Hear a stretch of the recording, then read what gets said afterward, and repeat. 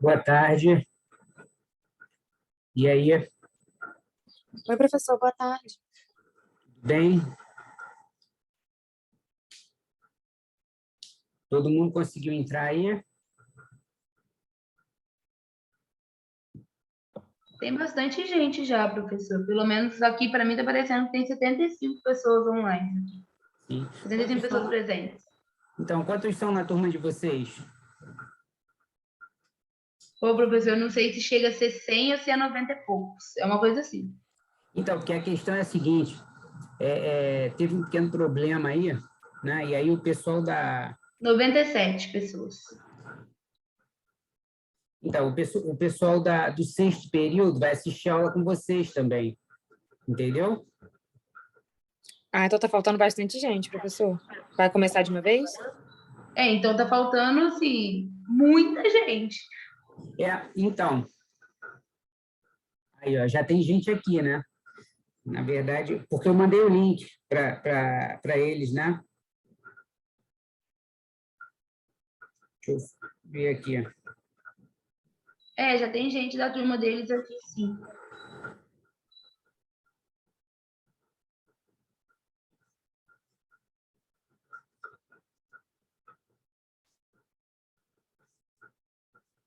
Porque parece que teve um tumulto aí com relação ao horário e tudo mais, né? Então, o pessoal está entrando, tá? Vou pedir para vocês só 15 minutinhos, tá? Para eles poderem entrar, tá? Peço desculpa aí, é porque parece que houve um desencontro no dia que estava marcado e eles acharam que era hoje de tarde e, na verdade, era de manhã, porque tinha aula de dermato também, tá?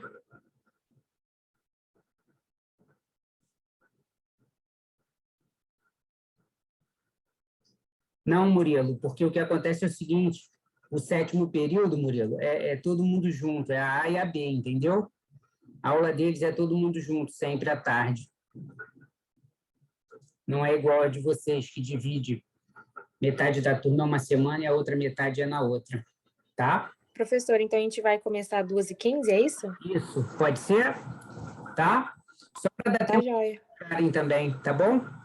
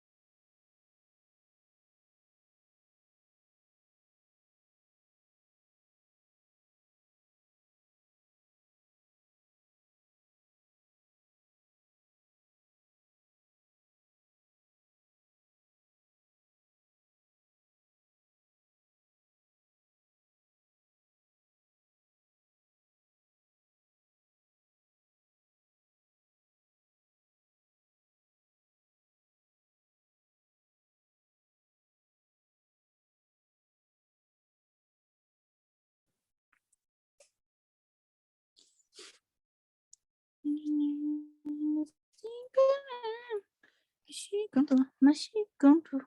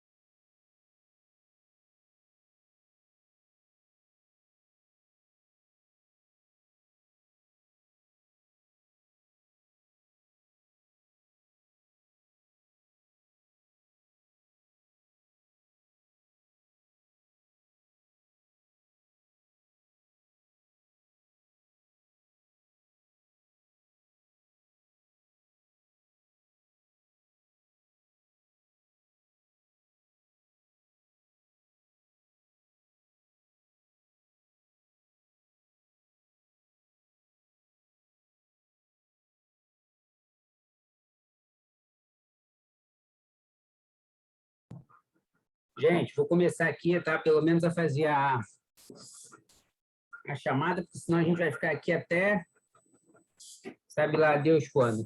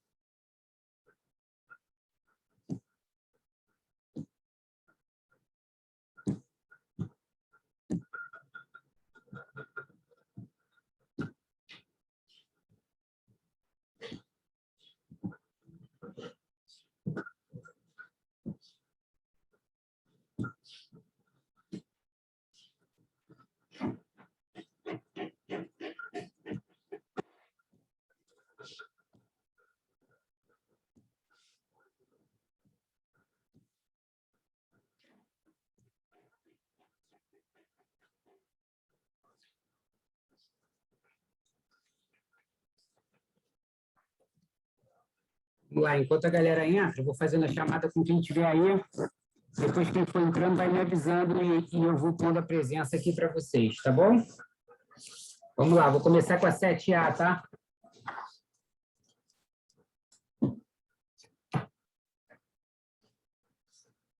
Ana Beatriz. Presente. Ana Carolina Delecrode. Presente. Ana Carolina Rodrigues. Presente, professor. Breno Barreto. Presente, professor. Bruno Oliveira.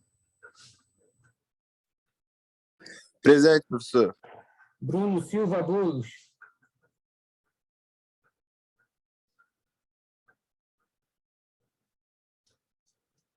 Carlos Felipe. Presente. Felipe de Souza Santos. Presente. Fernanda Januzzi. Presente. Fernanda Pereira Paixão. Presente. Fernanda Souto Carvalho. Presente. Gabriel Moraes Carvalho. Presente. Guilherme Cofal. Presente. Elvésio. Presente, professor. E aí, Elvésio? Bom. Beleza. Hércules. Presente, professor. Isabela. Geraldo. Presente. Eu. Isabela Rodrigues. Presente. Jerônimo.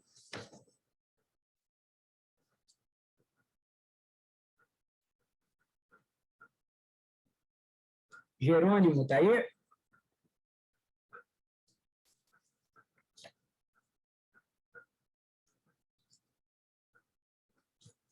João Henrique Culac. Presente. João Paulo Munhoz. Presente, professor. João Roberto. Presente, professor. Júlia Moté. Presente. Laísa de Oliveira. Presente, professor. Laura Andrade Mendes. Presente, professor. Leonardo Ferraz Filho. Presente, professor. Leonardo Matias. Presente. Letícia Carvalho.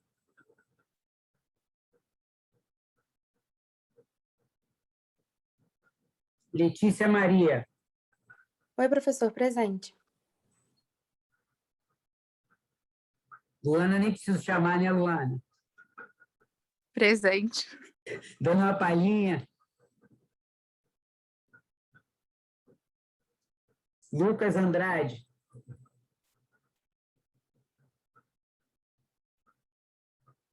Lucas Garcia. Presente. Luiz Ricardo. Presente. Luiz Albuquerque. Presente. Marcela Ferreira. Presente. Maria Eduarda. Presente. E qual foi? Tem duas Marias Eduardas. Foi, Duarte. Ferreira Moraes, está aí também? Maria Eduarda. Tô aqui, professor. Presente. Tá. Desculpa, não vi que tinham duas. Maria Luísa Vieira. Presente. Mariana Marcotte. Presente. Paula de Souza.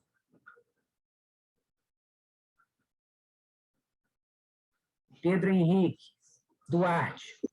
Presente, professor. Pedro Henrique Roale. Presente, professor. Thaís Castro. Presente. Vitor Baltazar.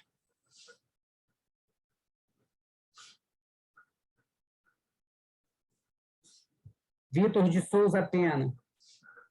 Presente. Wendy. Presente. Yara. Presente. Ives. Presente. Mariana Campos. Presente, professor. Vitor Baltazar, não está aí mesmo, não? Paula de Souza Magalhães. Lucas Andrade. Letícia Carvalho Nunes. Jerônimo da Rocha. Bruno, já vi que você está aí, tá? Valeu, professor. Obrigado. Boa tarde.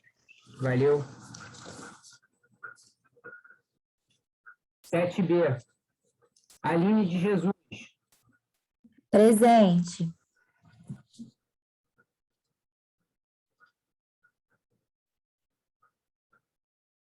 Aline Rodrigues. Presente, professor. Ana Carolina. Presente, professor. Bernardo da Luz. Presente. Bianca da Rocha. Presente, professor. Kaique Nunes. Boa tarde, professor. Presente. Camila Abreu. Presente. Cassandra Mendes. Presente. Clara Otero. Presente. Débora Furtado. Presente. Débora Batista. Presente. Derek Souza. Presente. Eduarda Dias. Presente, professor. Felipe Portes. Presente, professor. Felipe, presente. Gabriel Carneiro. Presente. Gabriel De Lucas. Presente. Guilherme Dantas. Presente. Isabelle Félix.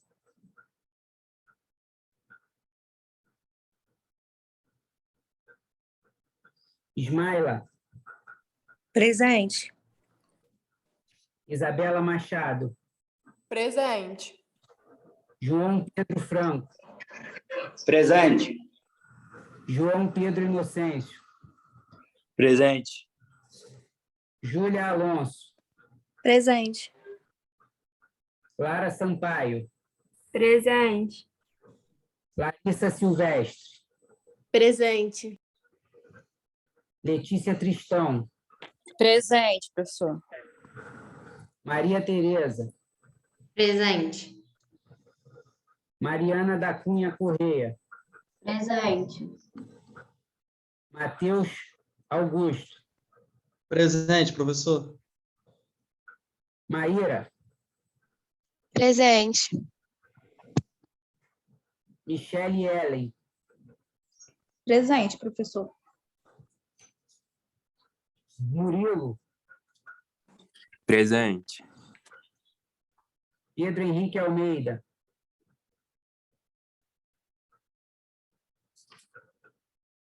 Pedro Henrique Martins.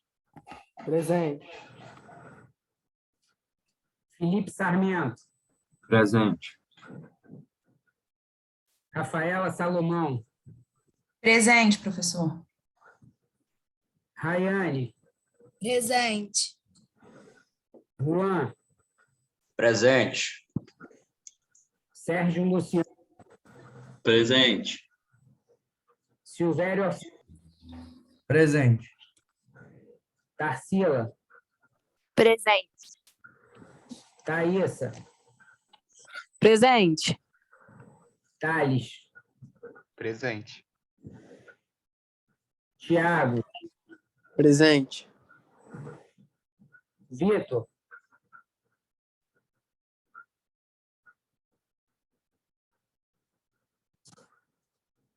Vitória. Presente. Vanessa. Presente, professor. Isabelle Félix, não está aí mesmo, não? Pedro Henrique Almeida. E Vitor Lucas Ferreira. Vamos lá. 6A. Ana Luísa Paixão Correia. Tô aqui. Ana Luísa Guimarães Fraga. Presente. Bárbara Azeredo. Presente. Bruna Ribeiro. Presente. Bruna Simões. Presente. Bruno da Silva. Presente. Daniel Miranda. Presente. David Bastos.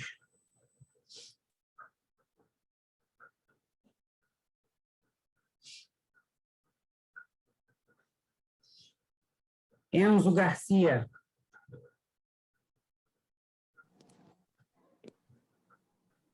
Esther Thanos.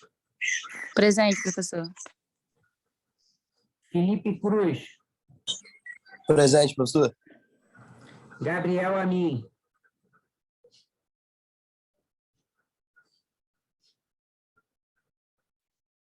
Gabriela Valadão. Presente. Gabriela de Almeida.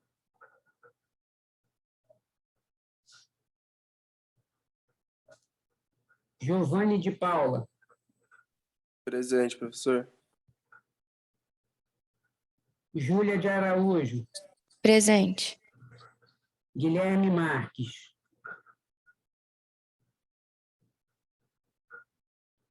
Heitor Tardelli. Henrique Amin. Presente. Henrique França. Henrique Tostes. Presente, professor. Iris. Presente. Isabela Valadão. Presente. Presente. João Pedro da Mota. Júlia Viana Gil de Castro. Presente. Karina Souza. Presente. Larissa Lima. Laura Sertório. Leandra Almeida. Presente. Professor Larissa avisou no chat.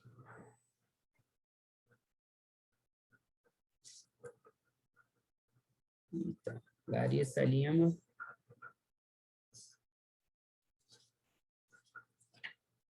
Lucas Ferreira.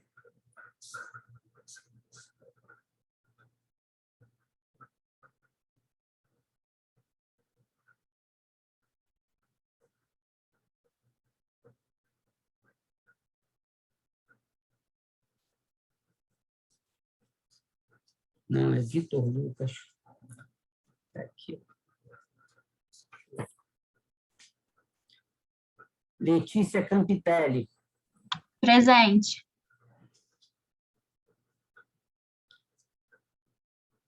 Lucas da Silva. Presente. Manuela de Oliveira. Presente. Maria Clara. Presente. Maria Paula. Presente. Matheus Borges. Presente, professor.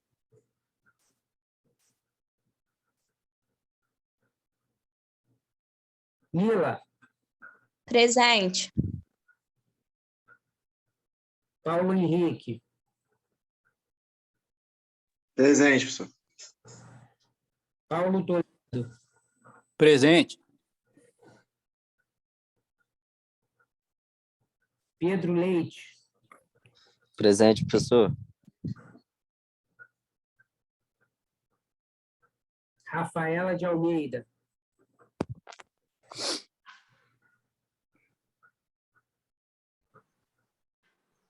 Rafaela de Almeida, não tem, não? Rodrigo Maia. Presente, professor. Samuel de Oliveira. Presente. Tiago Lana. Presente. Professor, o Heitor mandou no chat. Já vi aqui. Show, valeu. Pô, mandou até o CPF. Tiago Borges. Presente. Vanessa da Silva. Presente, professor. E aí, Batista e a Trambaioli. Presente. As duas. As duas. Isso, professor. Wesley. Presente. Murilo Conde. Presente, professor. Raquel Almeida. Presente. Juliana Pérez.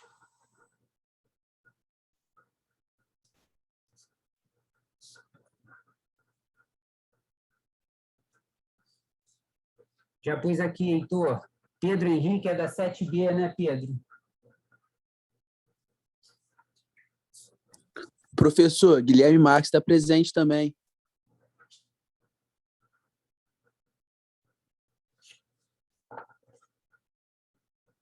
Marques Nogueira, né? Isso. Mais alguém que levou falta aí?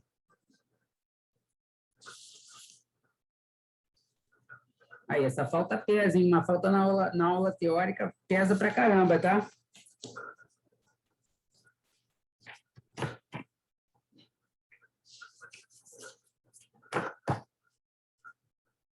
Depois manda aqui qualquer coisa, tá? Gente, vamos lá. Professor, Oi. Felipe Gomes, do 7º B, o senhor não chamou.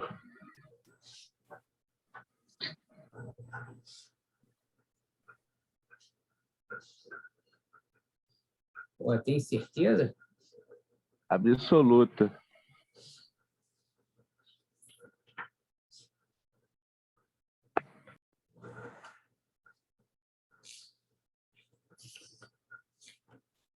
É verdade, teu nome não está aqui na minha lista, não. Diz para mim seu nome todo aí, sua matrícula, para eu poder incluir lá. Felipe Gomes Almeida Viana.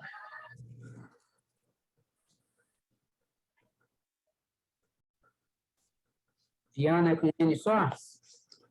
É. Diz o número da matrícula para mim. 2018, 2007, 9.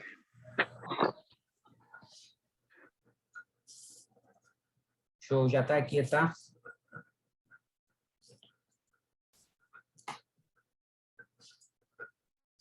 Vamos lá. Então, essa aula é mais... Valeu, professor. Falou. Essa aula é mais curtinha do que as outras, tá bom? Tá? É a última aula desse módulo, né?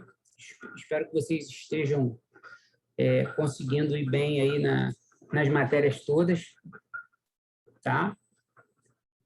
Para conseguir melhorar aí, né? Pô, a galera já debandou uns 30%. Vamos lá. Não.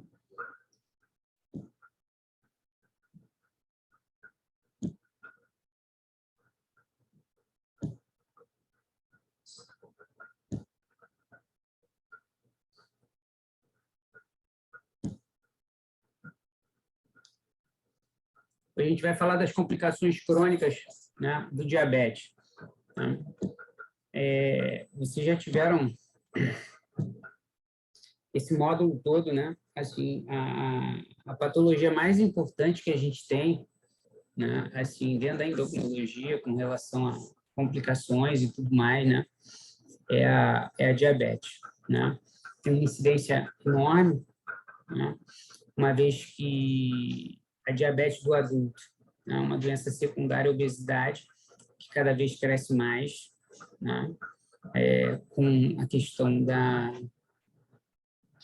pandemia, ainda piorou um pouquinho, né? Então, o que a gente precisa entender, né? Assim, a aula de hoje, né, ela vai focar, né, nessas complicações que são geradas, né, secundariamente à diabetes, né? Então, as complicações crônicas secundárias ao diabetes, você tem as complicações microvasculares, né, a retinopatia, a doença... Vocês estão vendo? Está todo mundo enxergando direitinho aí? Sim. A doença renal do diabetes e a neuropatia diabética. Tá? Com relação às macrovasculares, né, a gente tem a doença coronariana, a doença cerebrovascular e a doença arterial periférica. Certo? Bom, a diferença, basicamente, né, é que uma vai atingir, tá, a microcirculação, né, a outra vai atingir, né, os vasos maiores, né, não com menos importância, né, e nem com menos consequências. Certo? As patogêneses das complicações crônicas, elas sempre vão girar em torno da hiperglicemia crônica, fatores genéticos que são pouco esclarecidos, né?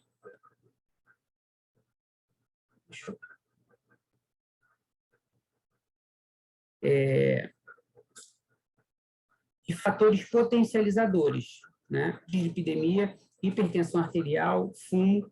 O que a gente precisa entender? Bom, é uma coisa que eu falo sempre com vocês, né? Que sempre eu vou ter a carga genética, né, e a carga ambiental. Né? Os fatores genéticos que são pouco esclarecidos, por quê? Porque eu vou ter pacientes, né, que vão fazer tudo errado e que não vão desenvolver, né, essas complicações. Tem outros que erram um pouco e desenvolvem. Né? Então, assim, o fator genético ele vai gerar, né, a facilidade, né, ou uma proteção maior dessas complicações, certo? Porque tem coisa que a gente vai conseguir explicar, porque tem gente que faz as complicações mais facilmente, né? Na aula de manhã, a Ana estava comentando, porque semana passada a gente atendeu uma paciente, que é uma paciente jovem, né, com 30 e poucos anos, e que tem 15 anos de doença, né, e já tem complicações graves, né, por conta disso. Aí ela estava questionando, mas tem pouco tempo de doença, por que ela já está com tanta complicação? Né? Aí, assim, primeiro que ela não tratava, né, e segundo é essa predisposição genética para desenvolver, né, as complicações, certo?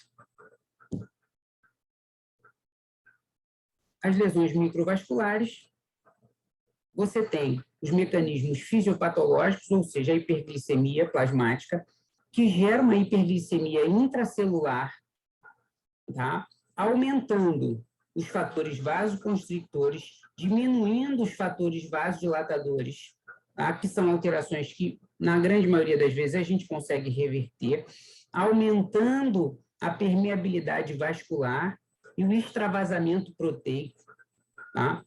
Gerando fibrose, deposição de matriz extracelular, fatores de crescimento e citocinas inflamatórias naquele tecido, tá bom? Gerando também um estreitamento da luz do vaso.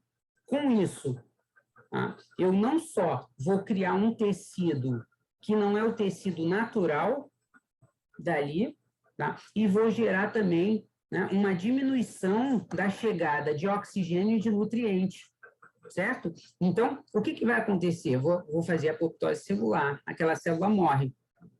Tá? Essas são as lesões microvasculares. Por quê? Porque isso vai se dar, tá? Nos olhos, no rim e no tecido nervoso periférico, tá? E central, ou seja, no sistema nervoso simpático e parasimpático. Tá? Por quê? Porque eu vou ter, né, basicamente, o que a gente precisa entender é o quê?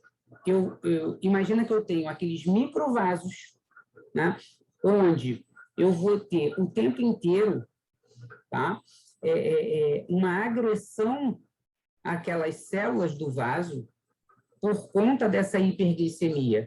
Né? Por quê? As células endoteliais também se nutrem, tá? E também gera, né, uma disfunção por conta dessa dificuldade dessa nutrição da célula, certo? Então, eu vou fazendo edema, eu vou fazendo inflamação, né? Eu perco a capacidade, né, de me adaptar, ou seja, eu perco a capacidade da resposta de vasodilatação e vasoconstricção, tá? Então, eu começo a ter uma permeabilidade diferente, tá? E com isso, eu vou gerando lesões nesses microvasos, tá? E secundariamente lesão nesses órgãos. Basicamente, isso aí vai ser o que vai nortear todas as lesões microvasculares. Né? Então, na retinopatia diabética, como foi dito, tá? É a principal causa de cegueira nos países desenvolvidos. Época do surgimento, no diabético tipo 1, de 5 a 10 anos após o diagnóstico, não é uma regra, mas é o período onde você tem o maior surgimento das lesões, né, nesse órgão-alvo. Na diabetes tipo 2, 20% ao diagnóstico, logo, tá? E o pré-diabetes, 7,9% dos pacientes vão ter já uma retinopatia diabética, certo? Gente, eu tenho 20% dos pacientes com diabetes tipo 2, né, com complicação secundária, né, no momento do diagnóstico. O que a gente precisa lembrar, né?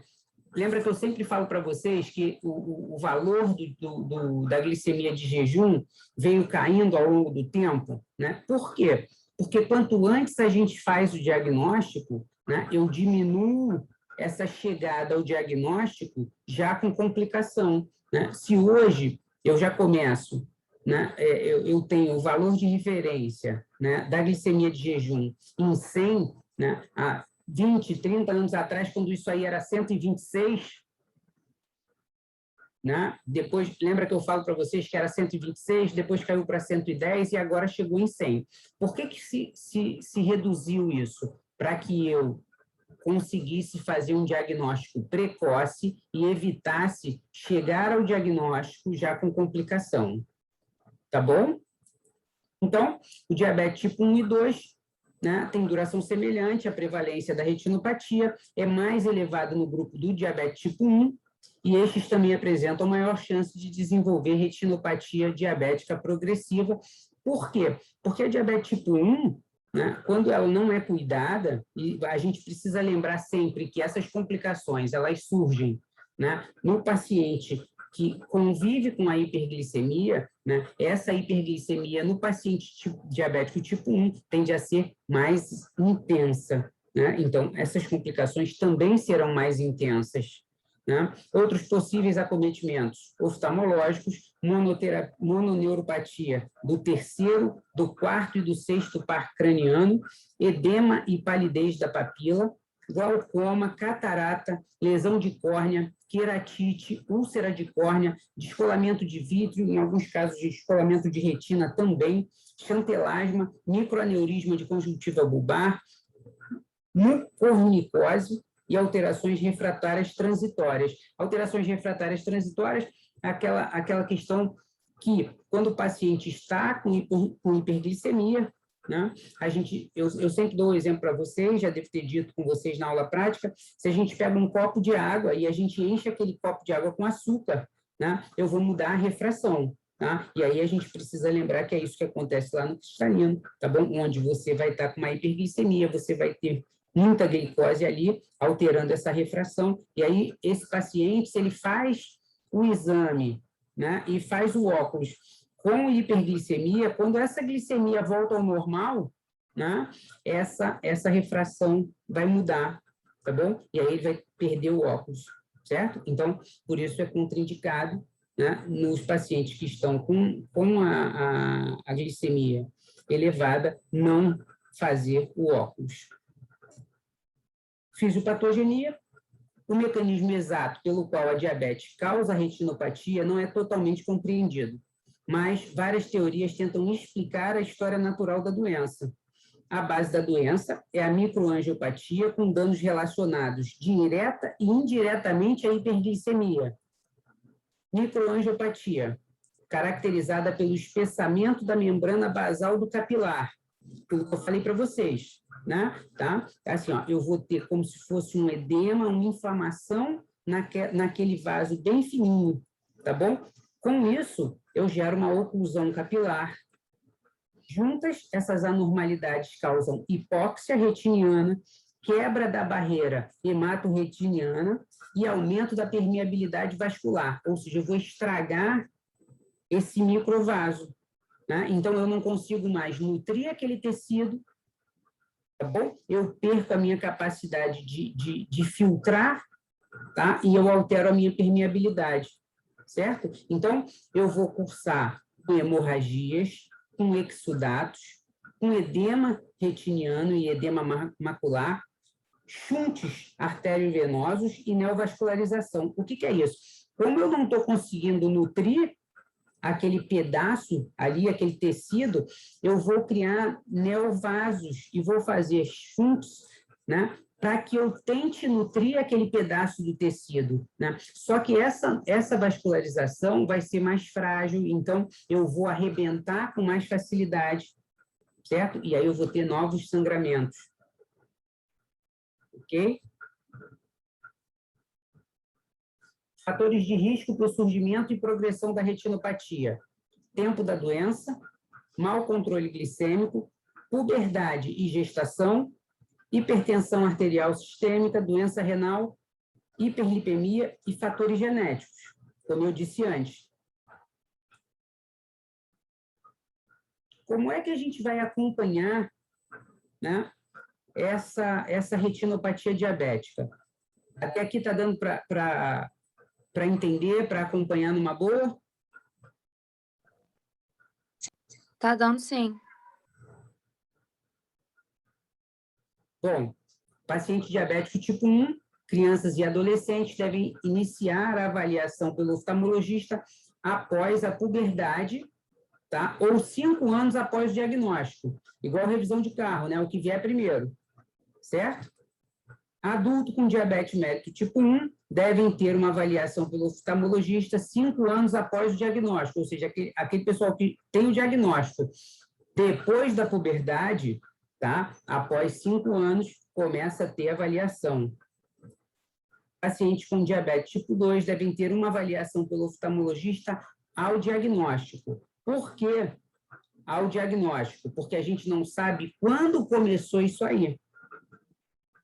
Ah, assim, o diagnóstico, às vezes, é tardio, porque não necessariamente o meu paciente diabético tipo 2, que vai ter alteração na glicemia tá? Vai ter clínica e vai fazer o diagnóstico logo que começam as alterações, né? Mas as consequências dessa hiperglicemia, essas vão começar junto com a hiperglicemia.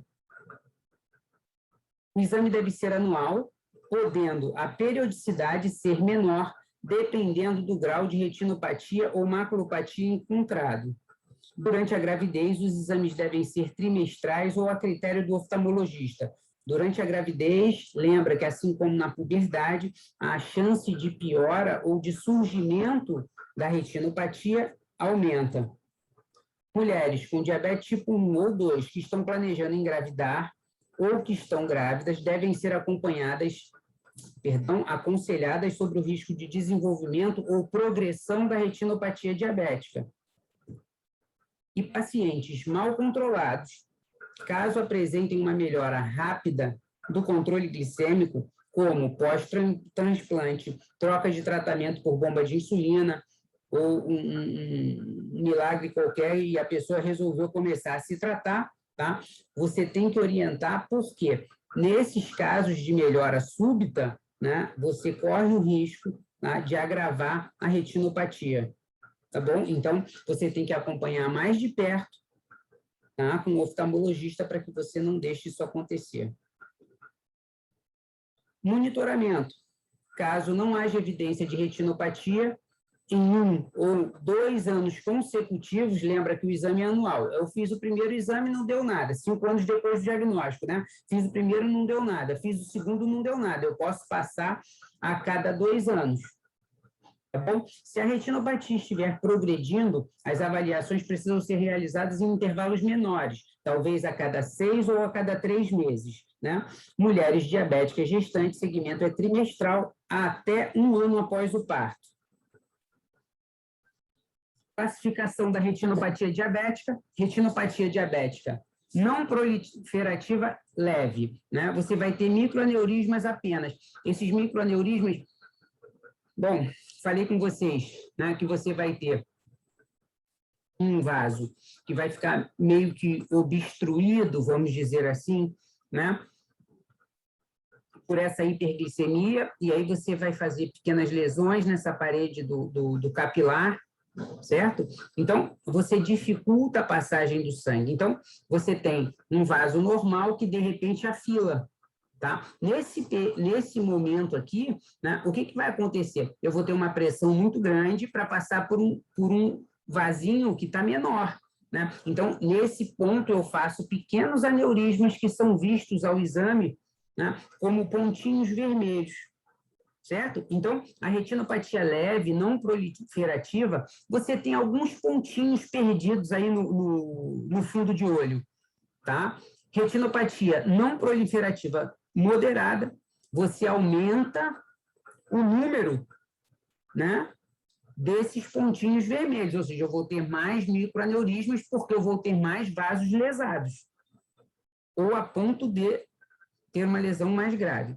A retinopatia diabética não proliferativa grave, você vai ter presença, tá, de mais de 20 hemorragias retinianas em cada um dos 4 quadrantes retinianos. Ensalsichamento venoso em 2 quadrantes ou microanormalidades vasculares intrarretinianas em 1 quadrante. Né? Esse ensalsichamento venoso é exatamente isso que eu estou falando para vocês, né? do aneurisma. Por quê? Porque aí, como isso aí vai ficar por muito tempo, né? Você vai acabar tendo uma lesão permanente no vaso, tá bom? E aí você tem esse achado que já é uma retinopatia que já está ali há algum tempo, tá bom? Retinopatia diabética proliferativa, presença de neovasos, ou hemorragia vítrea ou pré-retiniana. Ela vai evoluindo, tá bom? Então, aqui, vocês estão enxergando minha setinha?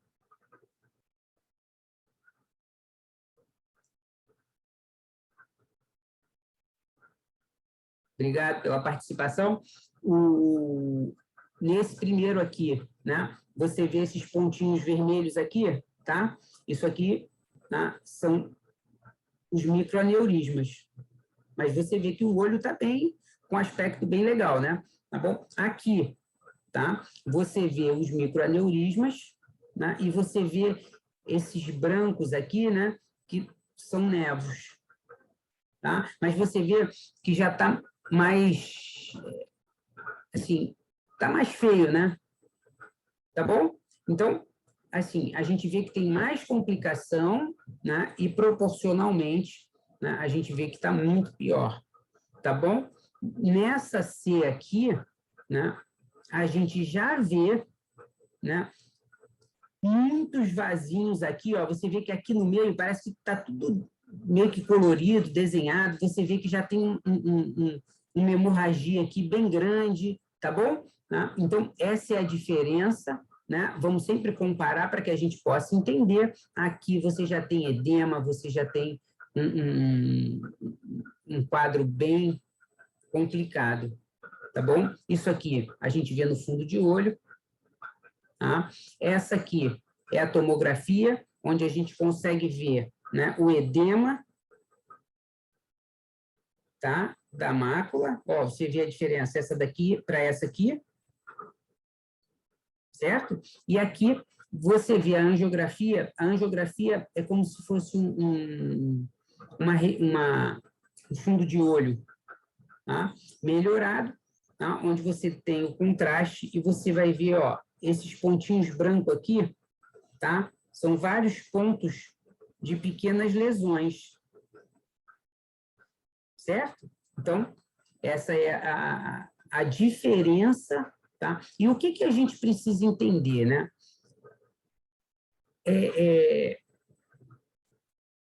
Se eu não tenho essa hiperglicemia, ou seja, se eu consigo fazer com que o meu paciente se trate, tá? Eu vou conseguir diminuir essas lesões, né?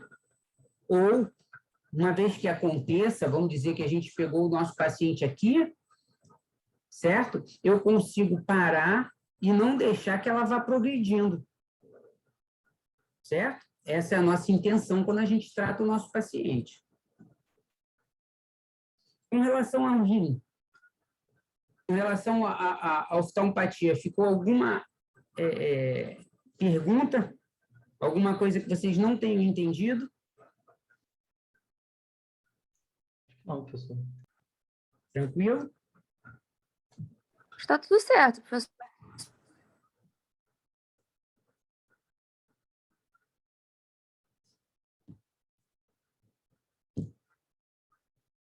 Então, lembrar que, né, uma vez que aquilo ali, né, tenha aqueles microvasos, né, lembra que eu falei para vocês, ou aqueles aneurismazinhos, né, a chance daquilo ali arrebentar e sangrar é muito grande, tá?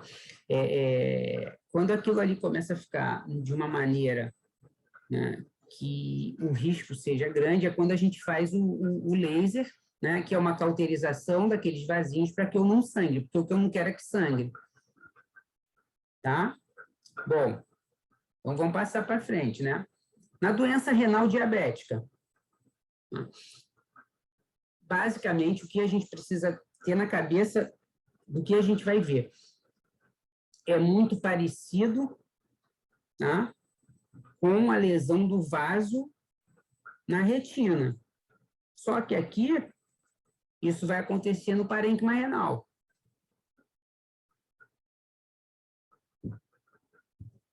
Lá eu tenho hemorragia, tá, que vai fazer com que eu não consiga mais enxergar, né? Mas você lembra que a microlesão, tá, ela vai gerar hipóxia com apoptose,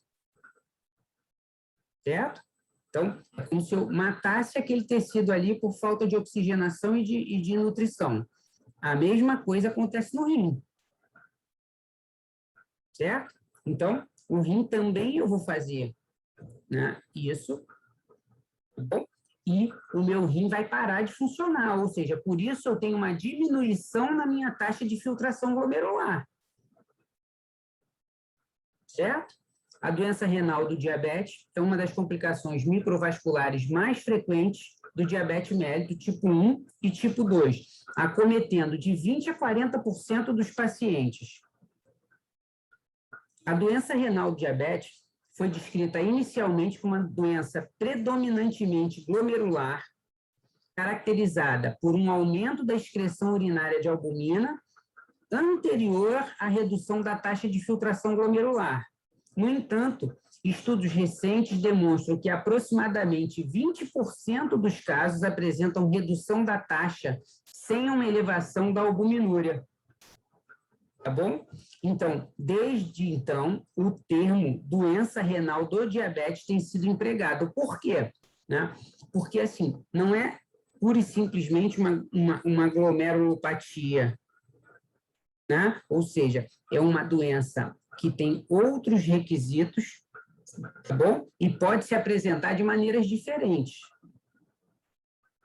É caracterizada pelo aumento da albuminúria e ou redução da taxa de filtração glomerular, que geralmente se instala 10 anos após o início do diabetes tipo 1, mas pode ocorrer desde o momento do diagnóstico no diabetes tipo 2, pelo mesmo motivo da retinopatia.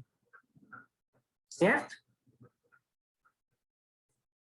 A doença renal do diabetes é a principal causa de doença renal crônica em pacientes que ingressam em programas de diálise no mundo. E no Brasil é a segunda principal causa.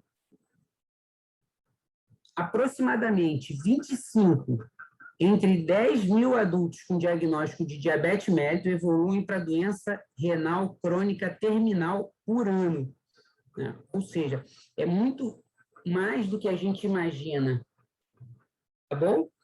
Então, e aí, o mais interessante, né, assim, ó, é que a doença renal do diabetes se associa a um aumento da mortalidade por todas as causas e principalmente mortalidade cardiovascular. Dessa forma, evitar a sua progressão é fundamental para reduzir a mortalidade cardiovascular e prevenir a perda da função renal. Por quê?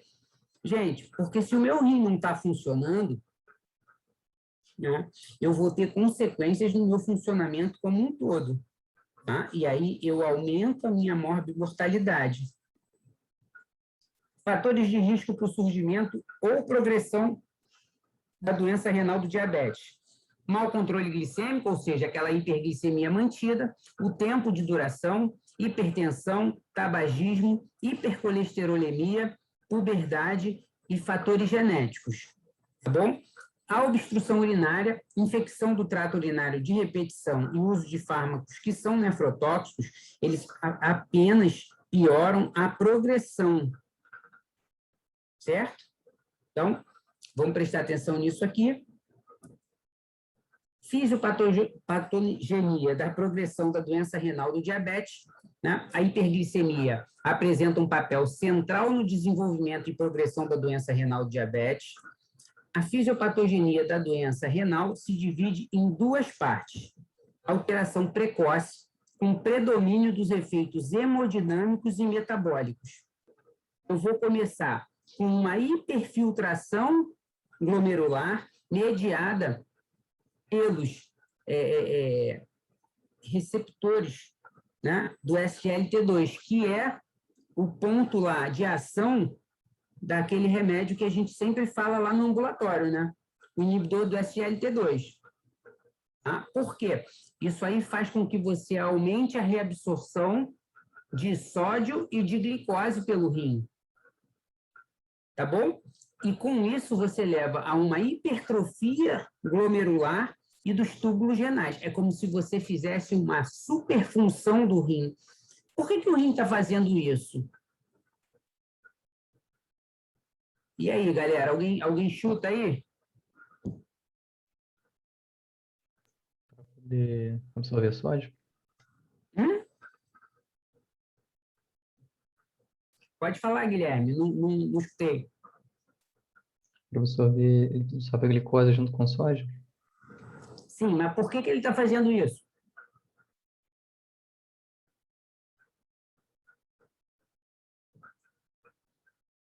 É uma coisa que eu sempre falo com vocês lá nas aulas, né? Também, Wesley, mas aqui, né, não é aqui, ó, porque na hiperglicemia eu vou ter duas coisas que acontecem. O Wesley está dizendo que é para tentar diminuir a glicemia.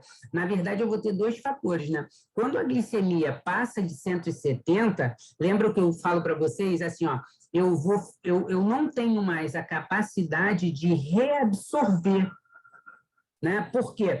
Porque é tanta glicose que eu já não consigo mais reabsorver aquilo, não é? Então, quando a glicemia ainda está aumentada, mas não está tão alta assim, né, eu aumento a reabsorção. Por quê? Porque, apesar da glicemia estar alta, dentro da célula eu não tenho tanta glicose disponível. Então, eu estou tentando melhorar aquilo ali. Tá bom? Então, e o meu canal de reabsorção renal de glicose reabsorve junto o sódio.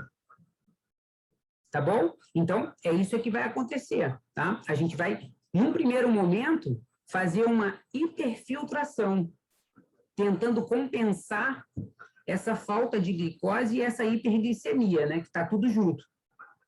Certo? E as alterações tardias com predomínio do remodelamento celular e tecidual, espessamento da membrana basal glomerular e esclerose mesangial, liberação das citocinas inflamatórias, lesão e apoptose dos podócitos, perda dos néfros e progressão da doença renal crônica. Como eu disse, que era muito parecido lá do olho, né? Eu vou começar a fazer lesão, a fazer espessamento dos vasos, a perder a função, e aí eu começo a não conseguir mais nutrir o meu rim, tá? Então, eu vou perder essa função. Tranquilo?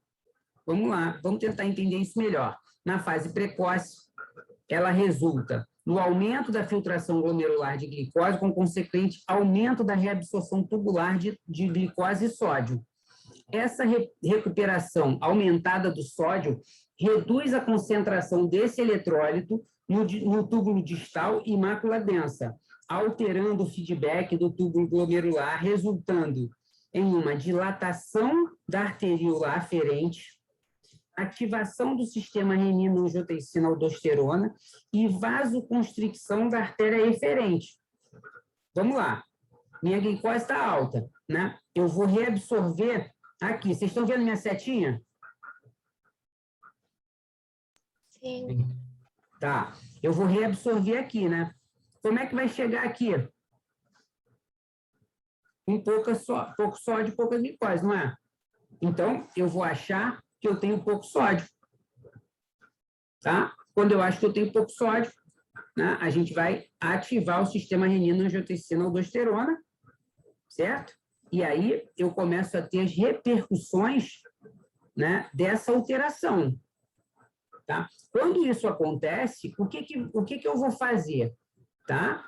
Eu vou aumentar, ou seja, eu vou abrir esse vaso aqui para chegar mais coisa, porque, na verdade, eu estou enxergando déficit, tá bom? E vou fechar a saída, né?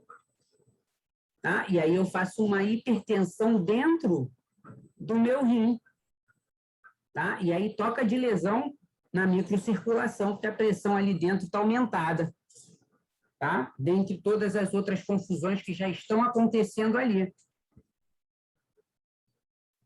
Esse efeito hemodinâmico leva à hipertrofia tubular, bem como hipertensão e hiperfiltração glomerular. A hiperglicemia persistente pode desencadear disfunção do endotélio glomerular, evoluindo até o remodelamento tecidual, que contribui para atrofia e fibrose.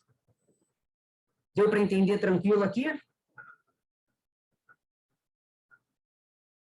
Sim. Sim, né? Então, quando a gente inibe essa reabsorção aqui, tá? Eu não vou ter isso aqui, né? Por quê? Porque vai chegar sódio aqui, né? Quando a gente aumenta, quando a gente usa o inibidor do SGLT2, ele vai bloquear isso aqui, tá? Então, ele não vai ativar a renina-angiotensina-aldosterona, porque vai chegar sódio aqui. Entenderam?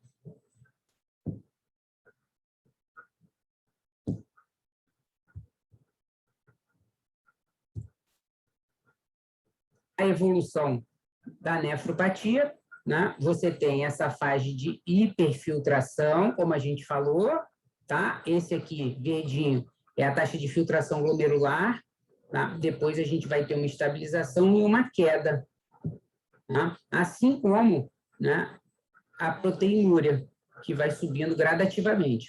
O acometimento glomerular inicia-se de 5 a 10 anos após o diagnóstico do diabetes, tá bom? Maior incidência após 15 anos. Vamos lembrar aí que o tempo de doença, nesse caso aqui, é um fator preditivo, né? Ou um fator de maior incidência, tá bom? Como é que é o rastreamento da lesão renal no paciente diabético? Pesquisar albuminúria em amostra única urinário, ou seja, spot de urina com relação à albumina creatinina urinária ou apenas albumina. Estimar a taxa de filtração glomerular em pacientes com diabetes tipo 1 com mais de 5 anos de doença e em todos com diabetes tipo 2, tá? No diagnóstico e anualmente. Sempre pelo mesmo motivo. O diabetes tipo 2, o diagnóstico é mais tardio e, às vezes, você já tem o paciente com lesão no momento do diagnóstico. Tá bom? Como é que a gente calcula a taxa de filtração glomerular?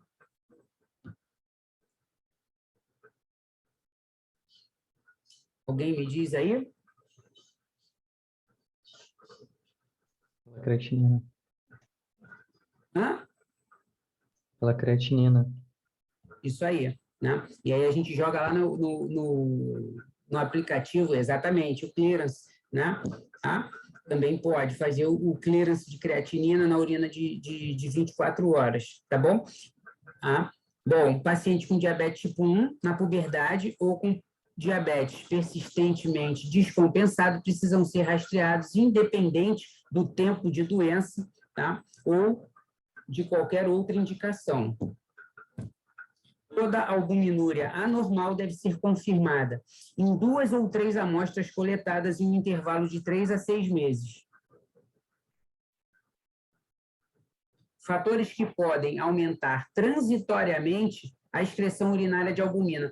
Lembra que eu falei que transitoriamente a refração, né, pode alterar e a gente tem que trocar o óculos, né? Se eu estou com um paciente muito descompensado, né, eu também posso alterar essa questão da excreção urinária de albumina, né? Então, eu preciso, né, repetir esse exame para que eu tenha, né, uma certificação desse diagnóstico da insuficiência renal. Então, quais são os fatores que podem aumentar transitoriamente essa albuminúria nesse paciente? Um diabetes mellitus descompensado, atividade física, infecção, febre, ingestão proteica excessiva, hipertensão não controlada, insuficiência cardíaca e litíase urinária. Aí, eu fui lá, pedi a albuminúria, né? Pedi a creatinina, calculei a taxa de filtração glomerular, tá bom? E aí, ó, ele dá isso aí vai para vocês junto com a aula, né? Tem esse aplicativozinho aqui, tá? Que é bem legal, que você vai jogando lá os dados e ele vai calcular para você a taxa de filtração glomerular, que é uma equação, certo? Aí eu vou jogar aqui, né? Então, vamos lá. Meu paciente veio com uma taxa de filtração glomerular de 70, né? Que não é nenhuma Brastemp, mas também não está ruim, porém sem albuminúria, né? Então, assim, ó, ele tem baixo risco de doença renal, tá? E aí, o que acontece? O meu paciente pode vir sem nenhuma albuminúria, porém com uma taxa de filtração muito baixa, tá? E o contrário, né? Eu posso ter também, né, muita albumina, mas com uma taxa de filtração glomerular normal, tá? Aqui, né, com muita albumina, eu vou ter um risco alto, tá? Mas não chega a ser um risco tão alto quanto quando eu não tenho albumina e tenho uma taxa de filtração bem ruim. Então, eu tenho que jogar aqui, tá? Para que eu possa classificar e estagiar a minha função renal, para que eu possa nortear o meu tratamento. Como é o meu tratamento? Eu vou otimizar o controle da glicemia para diminuir o risco da progressão ou do surgimento da minha nefropatia diabética. Se eu já tenho a nefropatia diabética, talvez eu não consiga voltar, mas eu posso deixar ela num estágiozinho bem leve, certo? Então, eu preciso otimizar o controle da minha pressão arterial para que eu diminua o risco de progressão, tá? E diminua o risco cardiovascular. Vamos lembrar que a nefropatia, ela caminha com o aumento do risco cardiovascular, certo? Então, eu preciso entender que, se além da nefropatia eu ainda tenho uma pressão arterial descompensada, eu aumento, porque eu vou ter dois fatores bem importantes para esse paciente.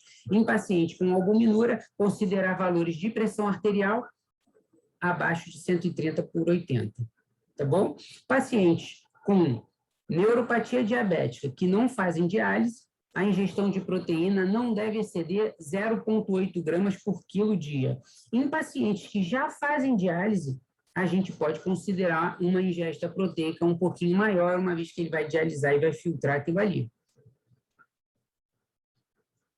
Pacientes diabéticos e hipertensos, exceto as grávidas, com elevação modesta da excreção urinária de albumina, o uso de ECA ou BRA está recomendado. Por quê? Se eu bloquear aquela reabsorção renal, eu consigo não ter aquelas respostas no sistema renina-angiotensina-aldosterona, tá bom? Tá? Eu vou bloquear aquele sistema, então eu vou bloquear a vasoconstricção, vou bloquear a vasodilatação, não vou ter aquela superfiltração, tá? E aquela hipertensão renal. Lembra que eu falei lá, certo? Pacientes com diabetes, com excreção urinária de albumina maior do que 300, mas com taxa de filtração glomerular menor do que 60, uso de ECA ou BRA fortemente recomendado. Tranquilo? O uso de ECA ou BRA não é recomendado como prevenção.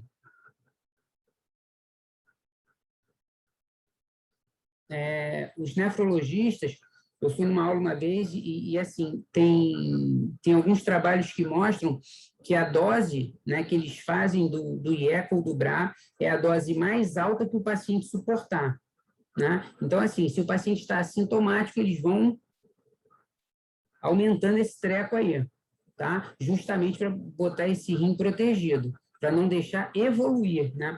Mas, assim, hoje com o inibidor da reabsorção renal de glicose, né, a gente consegue, porque é como se você bloqueasse, né, a reentrada do sódio da glicose, que é o que vai gerar, né, todas as respostas dentro, né, assim, do parênquima renal. Então, mudança do estilo de vida, né? Com relação à metformina, quando eu tenho uma taxa de filtração glomerular, né, até 45, eu reduzo a dose, abaixo de 30 eu descontinuo, fazendo diálise eu não uso. O inibidor do SGLT2, abaixo de 30, tá? Eu não posso iniciar, tá? E com diálise eu descontinuo. Bom, no paciente com a insuficiência renal, né, assim, o interessante seria a gente fazer a insulina, né, porque é o que gera menos risco, né, e prestar atenção, né, na questão da dose por conta do risco de hipoglicemia, porque você vai ter essa droga um pouquinho mais de tempo nesse organismo, dependendo do grau dessa insuficiência renal, tá bom? Então, assim, pode gerar... se você mantém a mesma dose, né, e você piora a função renal, você pode gerar hipoglicemia nesse paciente, tá bom? Drogas que podem causar insuficiência renal. Oi? Você pode repetir essa última parte? Qual delas? Como é que você pode piorar o caso do paciente que eu não então, entendi? imagina que você vai metabolizar isso aí no rim, né? Tá bom? Então, se você tem uma insuficiência renal, né, assim, ó, você vai ter dificuldade e você acaba aumentando a meia-vida de várias drogas, né? Tá? Então, se você piora a função renal, certo? Aquela dose de insulina ela pode ficar mais tempo no organismo, entendeu? Então, você pode ter que ajustar essa dose para baixo. Porque se você mantiver a mesma dose, você tem o risco de fazer hipoglicemia.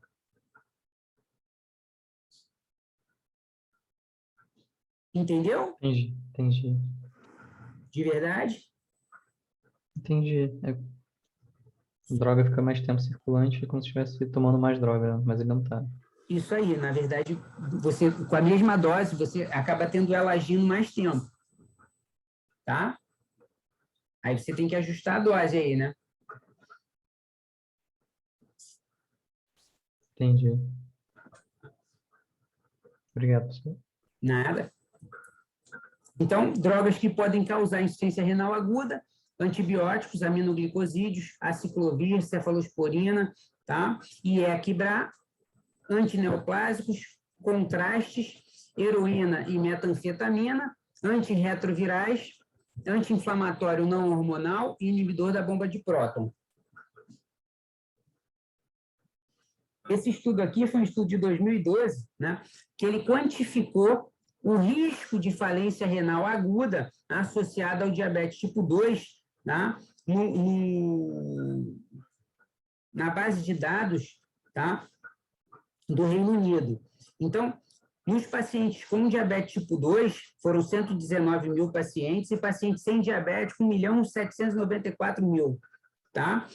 No período, eles avaliaram os prontuários de 2003 até 2007. A insuficiência de falência renal aguda foi de 198 para cada 100 pacientes por ano nos pacientes com diabetes, enquanto que nos sem diabetes isso foi para 27 pacientes a cada 100 mil por ano, né? O que dá aí 5 vezes, 6 vezes mais, né?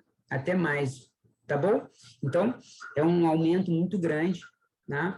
Mostrando, né, assim, o papel da diabetes, tá bom? Na insuficiência renal, certo? Então, a gente precisa prestar atenção nisso, porque, né, assim, os pacientes que não controlam bem, né, vão ter esse risco aumentado. Tranquilo?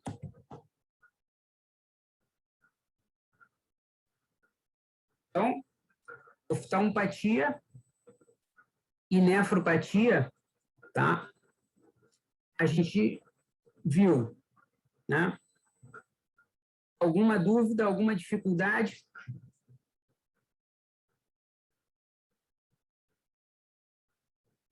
Tudo certo, professor. Tranquilo? Então, as neuropatias diabéticas são definidas como presença de sintomas ou sinais de disfunção dos nervos periféricos em indivíduos com diabetes mellitus após exclusão de outras causas. Causas não diabéticas de polineuropatia: hipotireoidismo, porfiria, álcool, deficiência de vitamina B, HIV, hanseníase, síndromes paraneoplásicos. Causas iatrogênicas: o uso de isoniazida, vincristina e pós-quimioterapia e amiloidose familiar.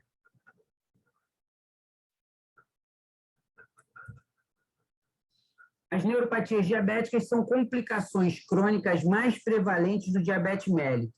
Constituem um grupo de distúrbios heterogêneos que afeta partes diferentes do sistema nervoso. Existem várias formas de neuropatia diabética: polineuropatia distal simétrica, neuropatia autonômica diabética.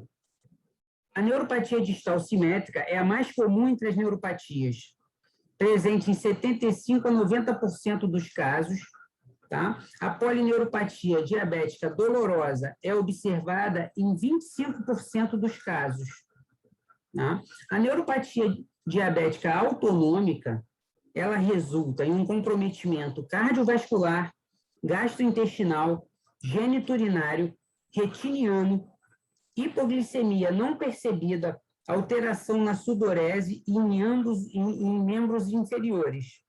Tá bom? Então, assim, ó, o que a gente precisa lembrar aqui? tá?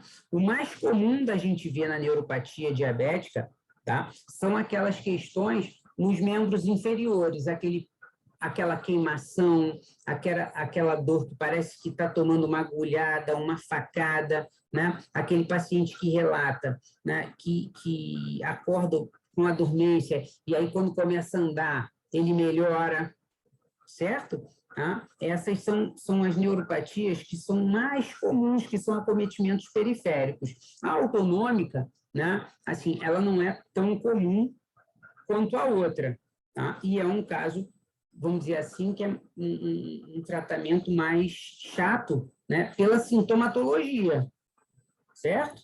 Então, assim, ó, a fisiopatogenia da neuropatia diabética, né? Assim, são complexos, compreendem a toxicidade da hiperglicemia e seus desdobramentos metabólicos intracelulares em ambos os tipos de diabetes mellitus. Mais importante, novamente, como as outras duas, no diabetes tipo 1, que, em conjunto com a resistência insulínica e a dislipidemia, por meio da oxidação lipídica, intensificam processos inflamatórios. Lembra sempre que eu falo isso para vocês, dessa questão da disponibilidade de energia, né? Assim, e da oferta, né? Do tecido adiposo como fonte de energia, né? Que vai gerar, né? Assim, a produção de corpos inflamatórios, né? E de uma inflamação orgânica. Por quê? Porque, na verdade, a gente está tentando vencer esse estresse que é gerado pela falta de energia, né? Porque eu não consigo metabolizar a glicose. Lembra sempre que a gente está indo para um caminho alternativo para produzir energia, porque está tendo uma falha, né, no processo normal.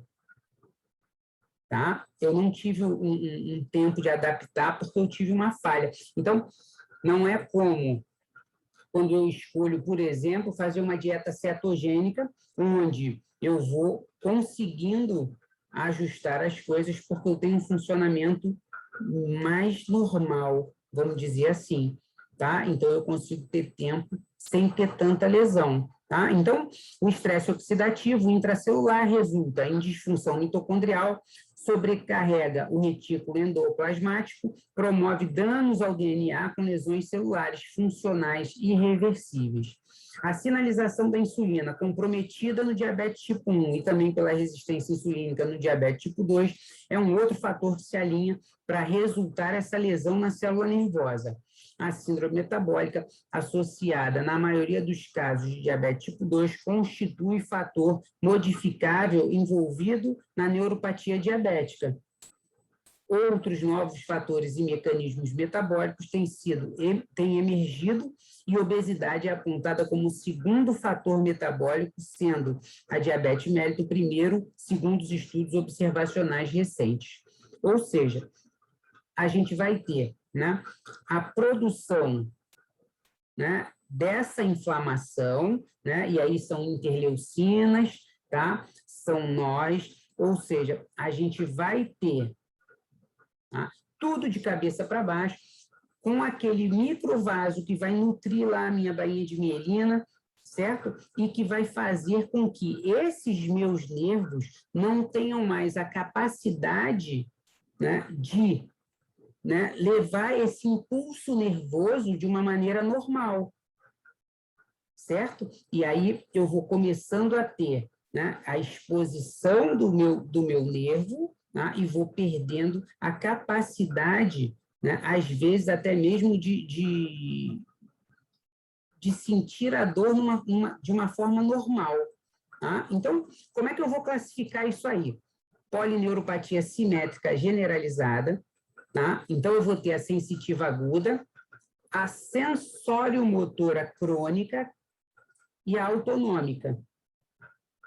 Neuropatias focais e multifocais, cranianas, né, de pares cranianas em ordem decrescente, óculo-motor, troclear, abducente e paralisia do facial, membros, né, superiores e inferiores, compressivas, como o túnel do carpo e do tarso, truncal e proximal motora. Como é que eu faço o rastreamento? De novo, no diabético tipo 1, anualmente, após 5 anos do diagnóstico. No diabético tipo 2, né, e pré-diabético, ao diagnóstico, e uma vez por ano. O que eu tenho que prestar atenção? Né? Se o meu paciente já tem uma história prévia de úlcera ou de amputação, né, e avaliação dos meus sintomas neuropáticos. Porque a gente tem que lembrar que no paciente diabético tipo 2, às vezes ele já tem as lesões microvasculares no momento do diagnóstico. Né? Então, eu vou fazer a inspeção e vou fazer o exame neurológico, a avaliação de fibra fina, né, com temperatura e dor, e da fibra grossa, com a avaliação vibratória com diapasão ou com monofilamento. Tá bom? O painel de Toronto, tá, vai definir a polineuropatia diabética como possível, ou seja, de acordo com os sinais e sintomas, eu vou dizer que é uma possibilidade de eu ter aquela neuropatia. Presença de dormência, formigamento, dor em queimação, pontada nos dedos, pés ou pernas. Ou sinais de sensibilidade diminuída ou reflexo aquileu comprovadamente diminuído. Uma provável neuropatia uma provável neuropatia diabética. Presença de 2 ou mais sinais e sintomas de diminuição da sensibilidade ou reflexos. Confirmada.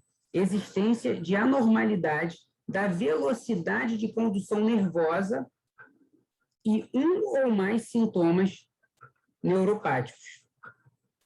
Tá? Então, assim, ó, eu vou confirmar, tá, com a velocidade de condução nervosa, tá, que é aquele examezinho bem chato, tá, que chama eletroneuromiografia, tá, que você consegue medir o impulso nervoso, né, periférico. Avaliação clínica e características dos sinais de déficit neurológico. Nas fibras grossas, a função, pressão e equilíbrio. Os sintomas de alteração das fibras grossas, dormência, formigamento e desequilíbrio. O cara começa a cair, né, repetidas vezes.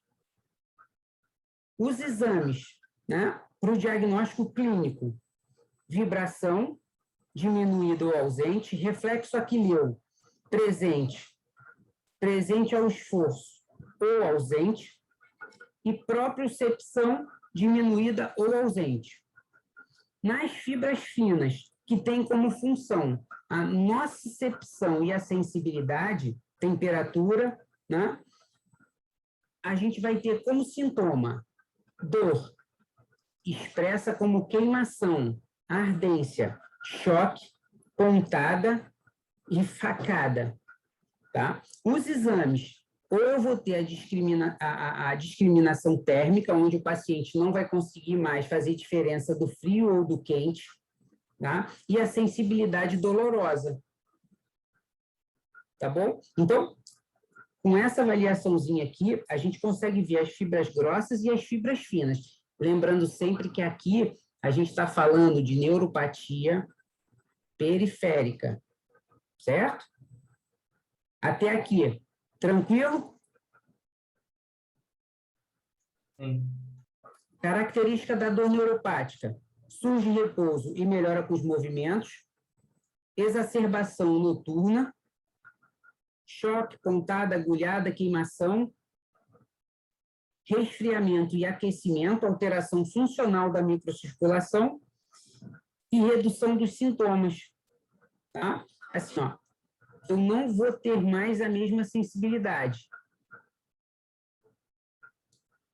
Complicação da neuropatia, você vai começar a ter rachadura, calosidade, mal perfurante plantar, úlcera, amputação e artropatia neuropática.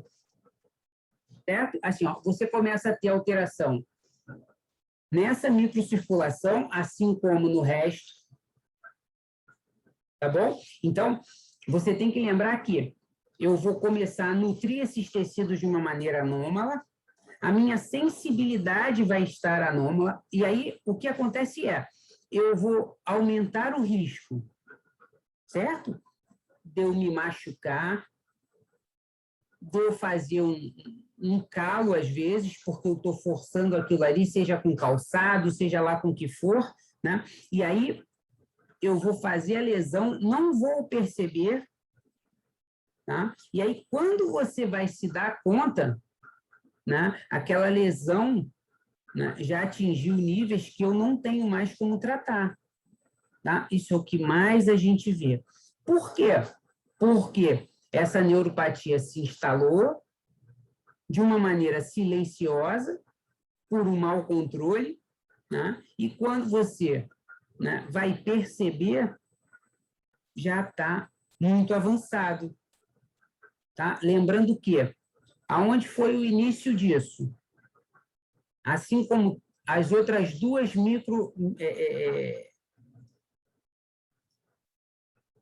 complicação microvascular, tá bom? Hiperglicemia mantida, tá? Gerando, tá, um processo inflamatório secundário a essa hiperglicemia, tá? A lesão na microcirculação, tá? Que vai acometendo, tá, os órgãos ou sistemas.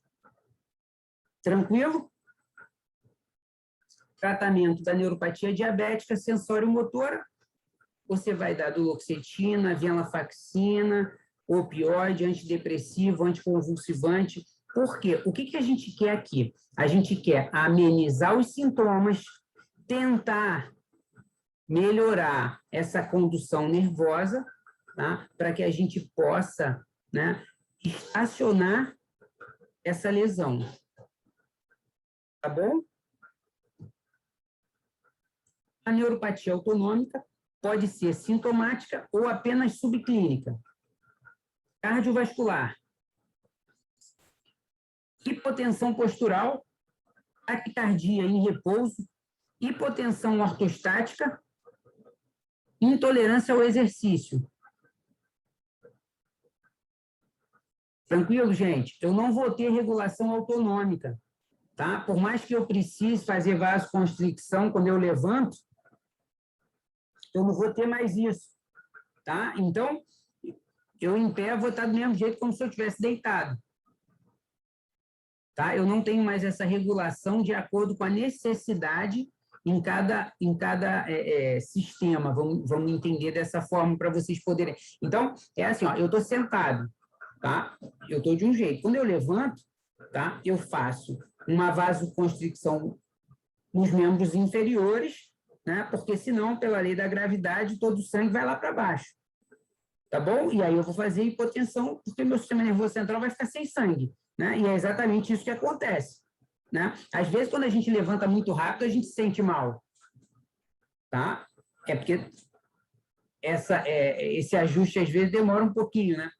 Tá bom? Então, é isso que a gente tem que lembrar. A neuropatia autonômica é mais ou menos isso, tá? Então, o meu sistema nervoso autônomo, ele vai ter dificuldade, né, de funcionar pelas lesões geradas pela hiperglicemia. Eu tenho sintomas gastrointestinais, que vai ser a gastroparesia ou diarreia, tá? Eu posso ter para os dois lados, tá bom? Geniturinária, que é a bexiga neuropática, onde eu vou ter dificuldade de urinar, tá? E disfunção erétil, tá? Anidrose, hiperidrose e sudorese gustatória. Diagnóstico da neuropatia autonômica se realiza através do CARTS, Cardiovascular Autonômico Reflex Tests. Eles avaliam a função parasimpática pela resposta da frequência cardíaca à respiração profunda, né? No domínio do tempo, manobra de Valsalva e alteração postural. Você não vai ter variação, certo? E a função simpática ela é avaliada pela resposta da pressão arterial ao levantar e a manobra de Valsalva. O painel de Toronto, novamente, propôs o estadiamento da neuropatia autonômica impossível ou incipiente com um teste alterado. Definitiva ou confirmada, pelo menos 2 testes alterados. Avançada ou grave pela simples presença da hipotensão ortostática.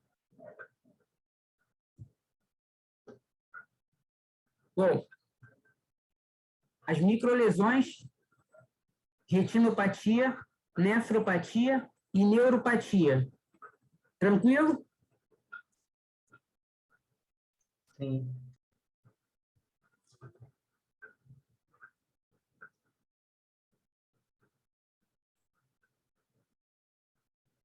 Tranquilo, professor. Vamos lá. As complicações macrovasculares, tá? São doenças ateroscleróticas, cardiovascular, doença arterial coronariana, doença arterial periférica e doença cardiovascular. É a principal causa de morbimortalidade nos pacientes diabéticos. Estudos recentes evidenciaram que as taxas de hospitalização por insuficiência cardíaca ajustadas para idade e sexo são 2 vezes maiores em pacientes com diabetes versus os pacientes sem diabetes. Tá? E no paciente diabético, a insuficiência cardíaca ela pode ocorrer com ou sem a redução da fração de ejeção. Então, é aquele paciente que vai chegar lá no seu consultório, né, e não tem muita clínica, tá? Mas você vê a mudança, né, principalmente, né, quando a gente coloca essas medicações mais novas, né? Por quê? Porque quando a gente tem essa visão, né, da diminuição das complicações secundárias da diabetes, tá? Você começa a focar também, né, não só na redução da hemoglobina glicada, tá, mas das doenças associadas, certo? Então, você começa a prestar atenção naquela medicação que vai reduzir risco cardiovascular, que vai melhorar a função renal, ou vai proteger a função renal, certo? E quando a gente começa a fazer isso, certo? A gente começa a perceber, né, diferenças importantes a longo prazo. Complicação macrovasculares, prevenção e tratamento das doenças cardiovasculares e insuficiência cardíaca. Fatores de risco cardiovascular devem ser avaliados sistematicamente, pelo menos uma vez por ano, e os fatores modificáveis devem ser tratados. Né? Tudo aquilo que eu posso tratar, que é fator cardiovascular, tipo hipercolesterolemia, eu vou tratar. Tá bom? Então, isso é o que a gente está falando aqui de complicação macrovascular, certo? Porque a diabetes, ela vai somar a esses fatores. Tá bom? Então, fatores de risco cardiovascular se tornam mais graves quando o indivíduo é diabético. Proteção da doença vascular que mulheres normalmente possuem se perde quando elas são diabéticas. E o cálculo do risco cardiovascular auxilia para guiar o tratamento. Hipertensão nos pacientes diabéticos. No diabetes tipo 1, desenvolve vários anos após o diagnóstico. No diabético tipo 2, em geral, presente ao diagnóstico. Aí a gente tem que lembrar daquela diferença da fisiopatologia da diabetes tipo 1 e tipo 2, porque normalmente o paciente diabético tipo 2 já é um paciente obeso, né, e não tem hábitos de vida saudáveis. Tá bom? No diabetes tipo 1, essa hipertensão normalmente vem associada à nefropatia, no paciente diabético tipo 2, associada à resistência insulínica, no diabético tipo 1, afeta aproximadamente 30% dos pacientes, no tipo 2, pelo menos 60% dos pacientes vão ter hipertensão. Pessoas com diabetes mellitus com baixo risco cardiovascular e hipertensão devem ter metas 140/90. Com alto risco cardiovascular, devem ser tratadas com meta de 130/80. Pressão arterial. Qual é a recomendação medicamentosa para você tratar? A gente já falou sobre isso lá atrás, quando a gente estava falando, se eu não me engano, de nefropatia, um bloqueador do sistema de renina-angiotensina aldosterona, CGF ou BRA, particularmente na presença de albuminúria ou proteinúria. Pacientes com cardiopatia isquêmica é indicado o uso de beta-bloqueador e paciente com taxa de filtração glomerular abaixo de 30 é indicado um diurético de alça. Avaliação da doença arterial periférica, você vai, né, ter na história clínica uma diminuição na velocidade de caminhada e um cansaço nas pernas com claudicação.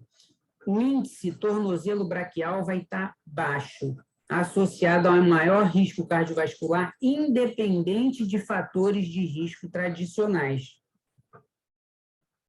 Você vai ter uma discrepância, tá, entre a pressão arterial, tá, no braço e na perna. Tá? Uso de antiagregante plaquetário, considerar o uso de aspirina como estratégia de prevenção primária em pacientes com diabetes tipo 1 ou 2 que tenham risco cardiovascular aumentado, após discussão com o paciente do risco-benefício sempre. Por quê? Porque muitas vezes, né, assim, você não vai ter um paciente com muitas queixas, né? E aí você vai ter um paciente que vai começar a ter equimoses ou coisas assim. Tá bom? Aspirina não deve ser recomendada para adultos com diabetes e baixo risco cardiovascular. Recomenda-se pelo menos 1 ano de dupla terapia com AS e inibidor de adesão plaquetária em pacientes de alto risco após uma síndrome coronariana aguda.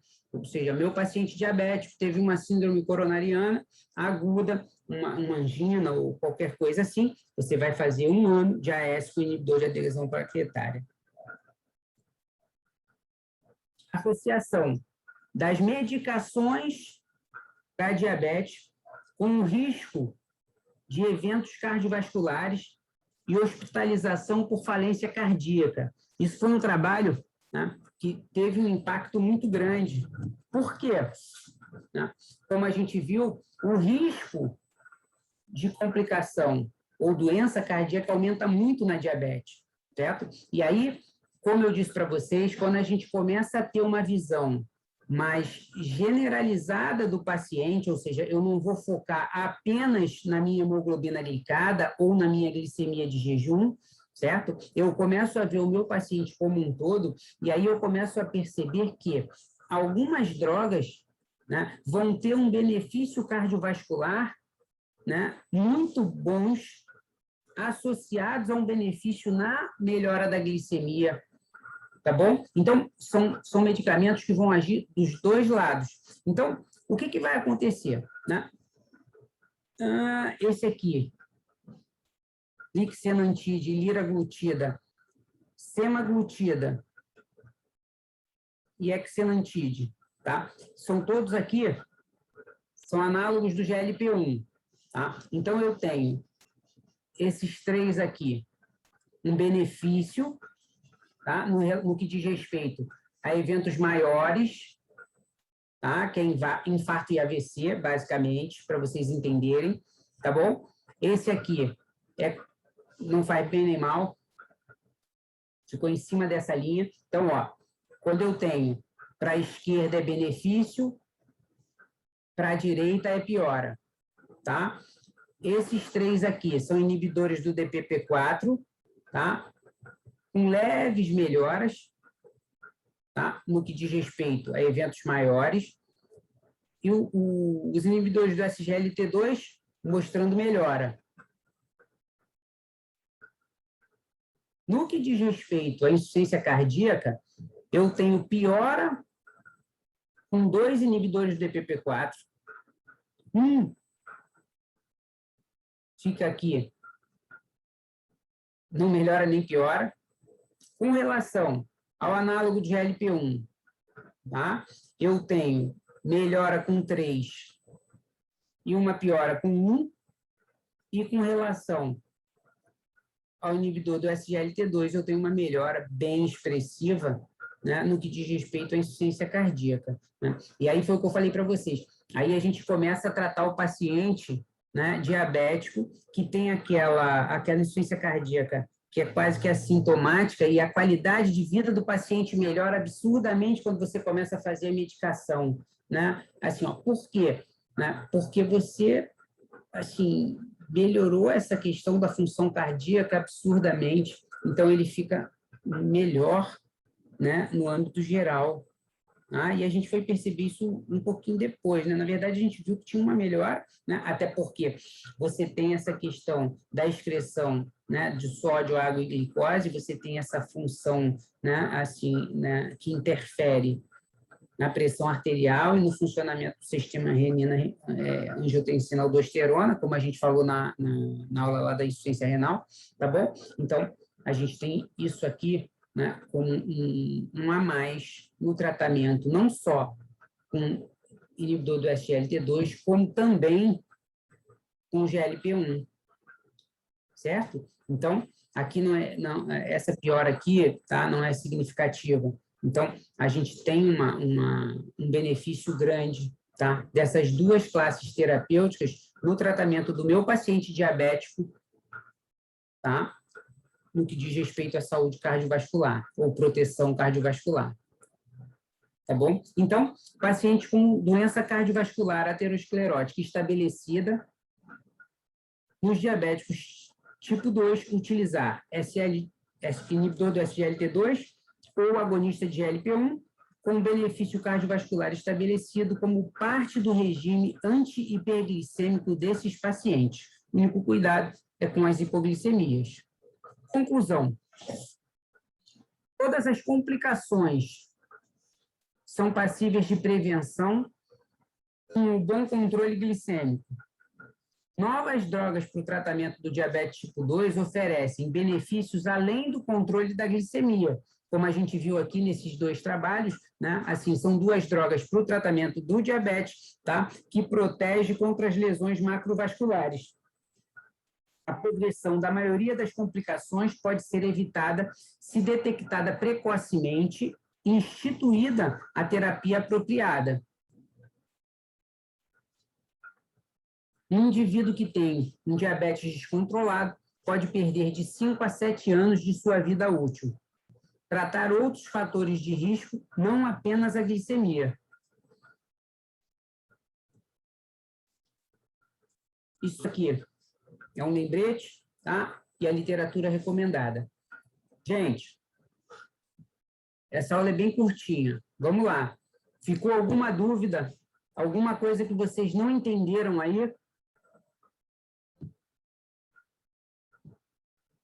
Professor, você associa o inibidor do SGLT2 junto com o GLP-1 ou você usa um ou outro? De associar, né? Sumiu aqui minha aula.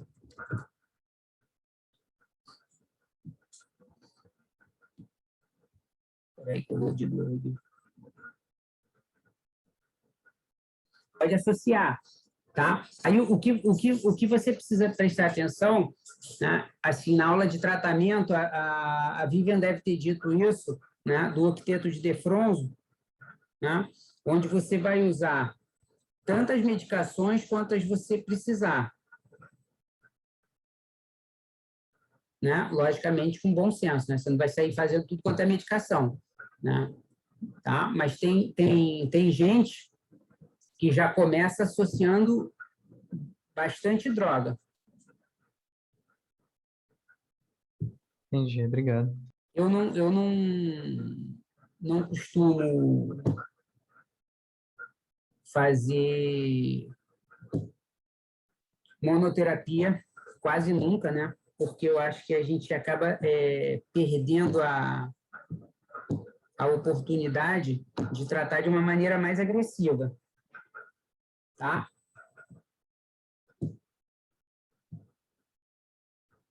Mas aí você mantém essa dupla terapia até o paciente apresentar melhora, né? Depois você vai diminuindo ou você mantém isso? Então, Murilo, depende, né? Porque aí o que você precisa avaliar, né? É que, assim, aquele paciente estava precisando de ajuda para se manter dentro de um bom controle, certo? Será que você vai conseguir, né, tirar aquilo ali? Essa é a minha pergunta para vocês. Sabe? Porque, assim, ó, o que a gente precisa entender é que aquele cara precisava de ajuda para poder se manter dentro do controle glicêmico. E aí, o que a gente precisa lembrar sempre é o mau controle glicêmico é o que vai fazer com que você tenha as lesões e as complicações. Tá? Será que, se você tirar, você não vai expor esse paciente a um risco? Porque, logicamente, que assim, ó, o ideal é que ninguém tomasse remédio. Mas será que a gente vai conseguir isso? Entendi. É complicado, né? Sim, bastante complicado, tá bom? Mas não que não dê para fazer, porque, assim, ó, vamos lá, o paciente aderiu a um novo estilo de vida, começou a fazer atividade física, né? Está se tratando, fazendo dieta, perdeu 30 quilos, entendeu? Pronto, esse paciente aí você vai conseguir tirar, entendeu? Mas porque o cara saiu de um lado para o outro, né? Tá bom? Então, você mudou, né, todo o ambiente, né? Então, é como se você tirasse aquele organismo que é frágil, uma vez que ele já apresentou alteração, quando ele foi maltratado, tá? E levasse ele para um lugar onde ele está sendo tratado da maneira ideal, né? Aí o que a gente precisa entender é que existem complicações ou lesões, como a gente viu aqui na aula, né, que eu não vou conseguir regredir, tá? Mas quando eu mudo dessa forma, tá, eu consigo sim, né, assim, parar, né, a evolução dessa complicação. Essa é a ideia que a gente precisa ter.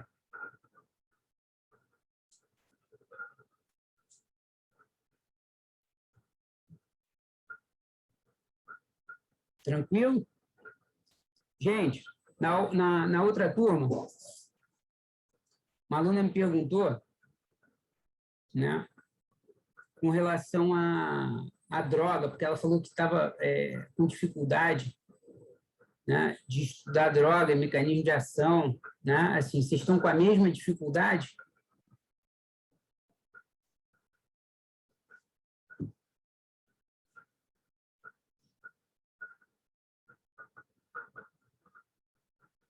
Como é que é bastante coisa, rapaz? São 6 classes terapêuticas. Eu prometi para ela o seguinte, eu vou fazer um resumo, tá? E eu vou mandar isso aí para o... Eu vou achar um quadro aqui, tá? Eu vou achar um quadro aqui, tá? E vou mandar para vocês o resumo, para vocês poderem ter uma ideia aí mais fácil, tá bom? Tá? Ó, galera,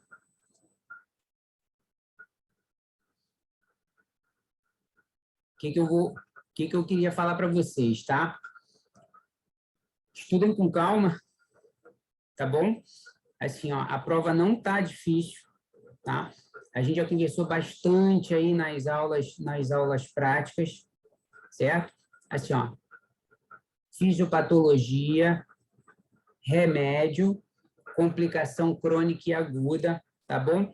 Para que a gente possa, né, assim, ter uma prova legal. A prova não tá difícil, tá? Mas, assim, ó, o objetivo da gente, como sempre, né, é que vocês consigam detectar, né, um paciente diabético em encontros generalistas, né, e saber pelo menos o que vai fazer com ele, certo? Então, isso é o que a gente precisa que vocês entendam, tá? Não mais do que isso. Então, não tem nada, né, de absurdo, né? Então, eu preciso que vocês entendam quando é a hora de fazer a insulina, né, de uma maneira mais aguda, porque assim, ó, o paciente diabético tipo 2, que tem resistência insulínica, né, ele, no primeiro momento, ele não precisa de insulina, né? Quando é que ele precisa de insulina? Por que ele precisa de insulina? Porque assim, ó, se chegar um paciente diabético tipo 2 na emergência, você está lá na emergência, você tem que saber o que você vai fazer, né? Por que você vai dar insulina para aquele cara? né? Então, são essas coisas, né? Assim, ó, quando eu vou precisar dar insulina para aquele cara? Né? Então, eu tenho sinais de alerta que vocês precisam saber enquanto generalistas. Né? E são essas coisas que a gente precisa que vocês entendam. Certo? Na aula de hoje, por exemplo, assim, ó, o que eu preciso saber? Eu preciso saber que, assim, ó, na insuficiência renal, né, eu vou ter que prestar atenção em alguns fatores. Né? Assim, ó, na retinopatia, eu vou ter que prestar atenção no que piora, no que melhora, entendeu? Assim, ó, eu vou ter que prestar atenção que na minha paciente que tem gestação, né, eu preciso olhar com outros olhos. No meu paciente na puberdade, eu preciso olhar com outros olhos. Né? Assim, eu preciso entender que o meu paciente que tem neuropatia, né, ele às vezes não vai sentir muita coisa, né? Mas eu preciso estar atento, né, aos sinais de alerta. Né? Então, são esses detalhes que às vezes vocês... Assim, então, dá uma olhadinha com carinho, tá? Que a prova não está difícil, tá bom? Tá? Vamos lá. Semana que vem, então, a gente está junto aí para essa prova, tá? Vou mandar para cada representante o resuminho, tá? Das medicações, tá bom? Valeu, gente. Fica com Deus. Ficou mais alguma dúvida aí? Professor, Oi, não é referente à aula nem à matéria, é que, como a gente não vai ter mais nenhuma aula, eu fiquei com uma questão lá no meu portal sobre as faltas, aí eu queria ver se você podia dar uma olhadinha para mim. Então, quem lançou as faltas foi a Cíntia. A gente conversou com ela, eu não sei o seu caso específico, entendeu? Mas ela estava vendo isso, né? E aí, o que vocês precisam entender foi o que eu falei no começo, né? Quando eu estava repetindo a chamada, é por causa disso. Quando vocês têm uma falta, às vezes, na aula teórica, isso quer dizer, na verdade, que vocês vão ter 4 faltas, porque uma falta na aula teórica parece que corresponde a 4 faltas. Uma coisa dessa, uma conta louca dessa aí. Né? Então, é isso que vocês precisam ver, tá? Mas, assim, se você veio à aula, você vai ter a sua presença. Isso eu posso garantir para você, tá? É isso que você tem que ver. Conversa com a Cíntia. Ah, tá bom. Muito obrigada, viu? Tá bom, Vitória, porque eu não vi o seu questionamento lá no portal, desculpa, tá bom? Mas a Cíntia deve ter visto. Vou conversar com ela aqui. Muito obrigada. Eu mandei um e-mail para ela, aí é por isso que eu tô falando só, mas muito obrigada. Tá bom, tá? Gente, fica com Deus então, tá? Obrigada, professor.